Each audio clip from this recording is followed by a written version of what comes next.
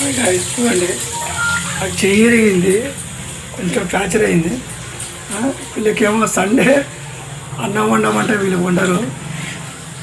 వీళ్ళకేమో రాదు, వచ్చి కూడా చేరిళ్ళు వీళ్ళిద్దరే.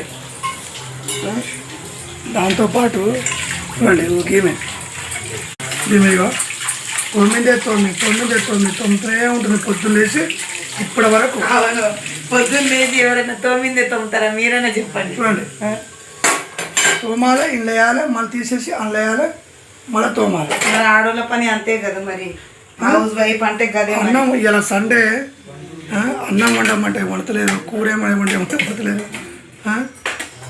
కాదు మీరైనా చెప్పండి, కామెంట్స్ చెప్పండి, మీరే చెప్పండి. అని పని అయిపోయినాక చేస్తారు ఎవరైనా కానీ. ఇటు కూర అవుతుంది, అన్నం అవుతుంది. సండే పూట ఇట్లే ఉంటుందా? అట్లానే ఉంటుంది. తోముతుందా? ఏమన్నా ఇది అనుకో, మళ్ళీ తీసుకోపోయి సింక్లో వేస్తుంది, మళ్ళీ క్లీన్ చేస్తుంది. అంతే మరి. ఏం చెప్పాలి ఫ్రెండ్స్, ఏం చేస్తాం? అదో మళ్ళీ ఇంకోటి ఏమో తీసుకొచ్చింది చూడండి. ఇంట్లో ఏదైనా ఉన్నా మనసుకు పట్టదు ఆడోళ్ళకు. అన్ని క్లీన్ చేస్తేనే కానీ మనసుకు పట్టదు. ఏడు దాడదబెట్టి ఇక తింటే ఎంత మంచిగా ఉంటుంది, గలీజ్ ఉంటుంది.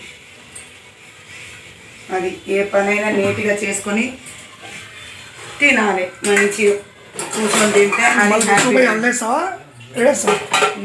క్లీన్ చేస్తావా? ఇగో పెద్ద గిన్నె తీసి చిన్న గిన్నెలో పోసిన పాలు